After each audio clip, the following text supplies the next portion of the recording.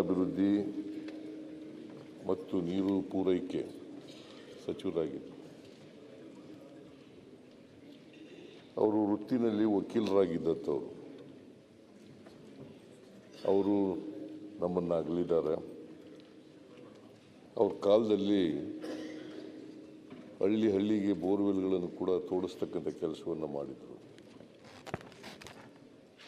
ಅವರು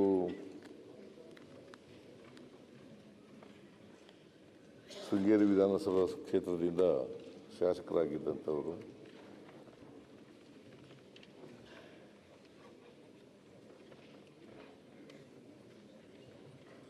ಒಬ್ಬ ಹಿರಿಯ ರಾಜಕಾರಣಿ ನಮ್ಮನ್ನು ಅಗಲಿದ್ದಾರೆ. ಅವರ ಆತ್ಮಕ್ಕೆ ಚಿರಶಾಂತಿ ದೊರಕಲಿ ಅಂತೇಳಿ ನಾನು ಪ್ರಾರ್ಥನೆ ಮಾಡ್ತೇನೆ. ಕಾಕಾಸೋ ಪಾಂಡುರಂಗ ಪಾಟೀಲ್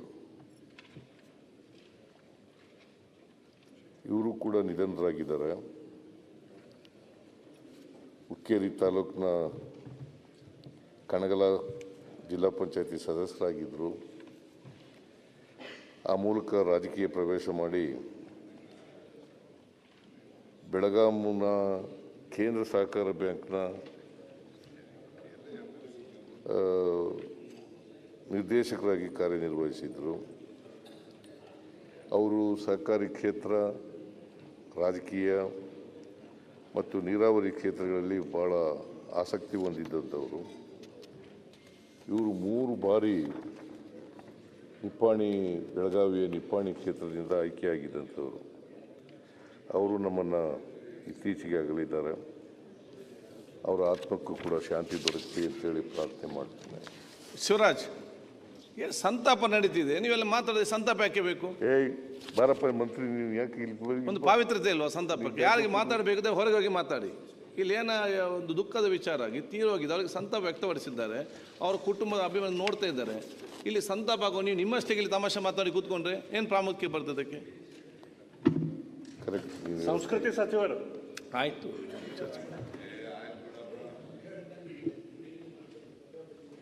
ಶಿವರಾಜ್, ಇದಕ್ಕೊಂದು ಅವ್ರು ಹೇಳಿದ್ರು ಅಂತ ಹೇಳಿ ನೀವೊಂದು ಸೇರಿಸ್ಬೇಕು ಅಂತ.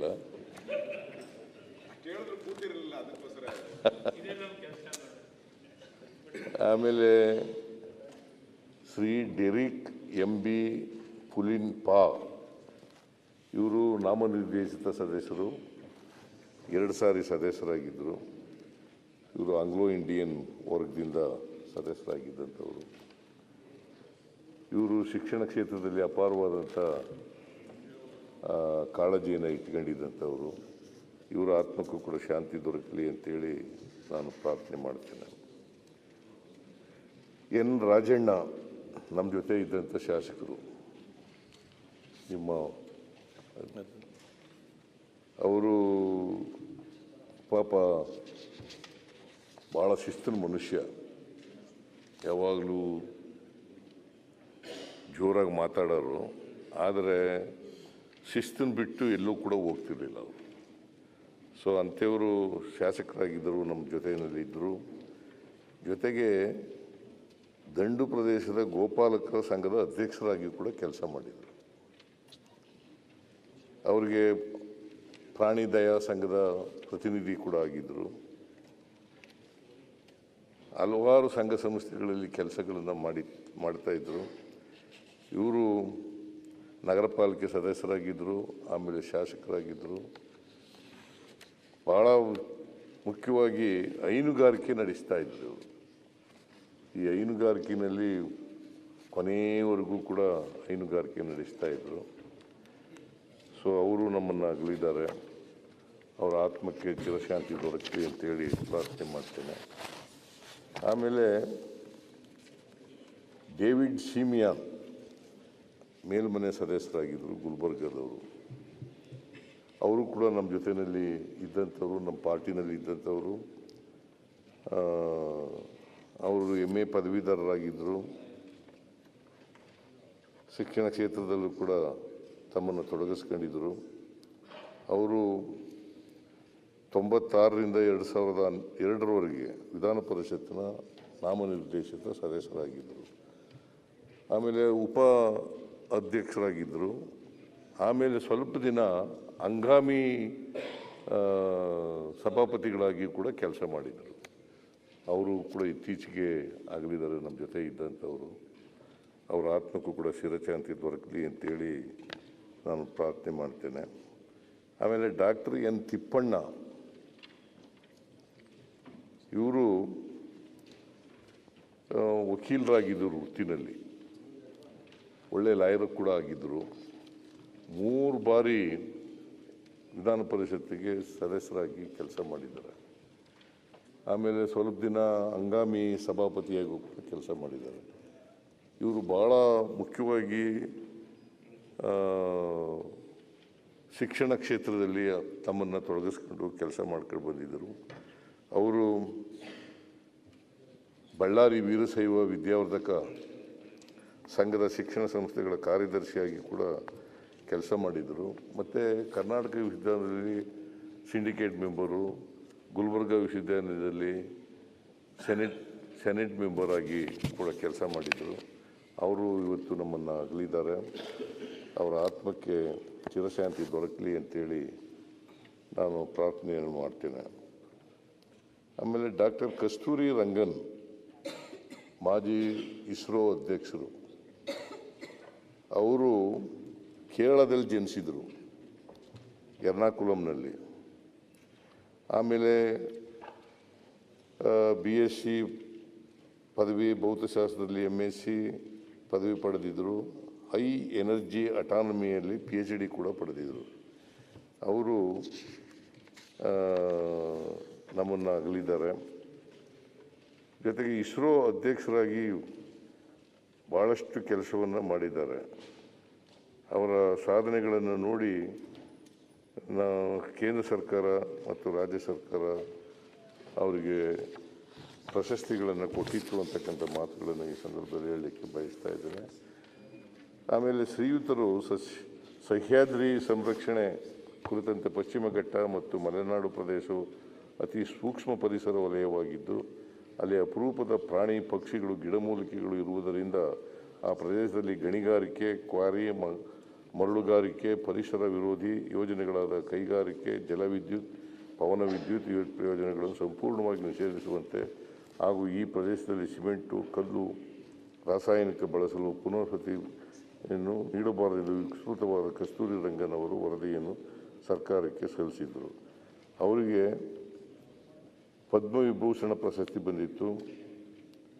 ಆಮೇಲೆ ಒಮ್ಮೆ ರಾಜ್ಯಸಭಾ ಸದಸ್ಯರಾಗೂ ಕೂಡ ಕೆಲಸ ಮಾಡಿದ್ದು.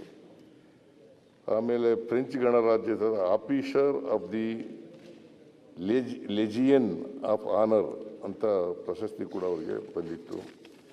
ಅವರು ಹಲವಾರು ಪ್ರಶಸ್ತಿಗಳಿಗೆ ಭಾಜನರಾಗಿದ್ದರು. ಅವರು ನಮ್ಮನ್ನು ಅಗಲಿದ್ದಾರೆ. ಅವರ ಆತ್ಮಕ್ಕೆ ಚಿರಶಾಂತಿ ದೊರಕಲಿ ಅಂತೇಳಿ ನಾನು ಪ್ರಾರ್ಥನೆಯನ್ನು ಮಾಡ್ತೇನೆ. ಆಮೇಲೆ ಪ್ರೊಫೆಸರ್ ಸುಬ್ಬಣ್ಣ ಅಯ್ಯಪ್ಪನ್, ನಮ್ಮ ಚಾಮರಾಜನಗರ ಜಿಲ್ಲೆಯವರು, ಅಲ್ಕೆರೆ ಗ್ರಾಮದಲ್ಲಿ ಜನಿಸಿದಂಥವರು. ಇವರು PhD ಮಾಡಿದ್ದು ಮೀನು ಉತ್ಪಾದನೆ ಮತ್ತು ನಿರ್ವಹಣೆಯಲ್ಲಿ ಸ್ನಾತಕೋತ್ತರ ಪದವಿಯನ್ನು ಪಡೆದಿದ್ದರು ಅಂತಕ್ಕಂಥದ್ದು. PhD ಕೂಡ ಪಡೆದಿದ್ದರು. ಇವರು ಮೀನುಗಾರಿಕೆ, ಲಮ್ನಾಲಜಿ ಮತ್ತು ಜಲಜೀವನ ಸೂಕ್ಷ್ಮ ಜೀವವಿಜ್ಞಾನ ಕುರಿತಂತೆ ಹಲವಾರು ಸಂಶೋಧನಾ ಪ್ರಬಂಧಗಳನ್ನು ಬರೆದಿದ್ದಾರೆ. ಇವರು ಕೇಂದ್ರೀಯ ಸಮುದ್ರ ಮೀನುಗಾರಿಕೆ ಸಂಶೋಧನಾ ಸಂಸ್ಥೆಯ ನಿರ್ದೇಶಕರಾಗಿದ್ದರು. ಮೀನುಗಾರಿಕೆ ಮತ್ತು ಜಲಕೃಷಿ ಅಭಿವೃದ್ಧಿಗೆ ಹೊಸ ಯೋಜನೆಗಳನ್ನು ರೂಪಿಸಿ ನಡೆಸಿದ ಸಂಶೋಧನೆಯು ಭಾರತದ ಕರಾವಳಿ ಪ್ರದೇಶ ಆರ್ಥಿಕ ಸಬಲೀಕರಣಕ್ಕೆ ಸಹಾಯವಾಗಿರುತ್ತದೆ. ಇವರಿಗೆ ಪದ್ಮಶ್ರೀ ಪ್ರಶಸ್ತಿ ಕೂಡ ಸಿಕ್ಕಿತ್ತು. ಇವರು ಇತ್ತೀಚೆಗೆ ನಮ್ಮನ್ನು ಅಗಲಿದ್ದಾರೆ. ಅವರ ಆತ್ಮಕ್ಕೆ ಚಿರಶಾಂತಿ ದೊರಕಲಿ ಅಂತೇಳಿ ನಾನು ಪ್ರಾರ್ಥನೆಯನ್ನು ಮಾಡ್ತೇನೆ. MR ಶ್ರೀನಿವಾಸನ್, ಇವರು ಇಂಜಿನಿಯರ್ ಸ್ನಾತಕೋತ್ತರ ಪದವಿ ಪಡೆದಿದ್ದರು. ಇವರಿಗೆ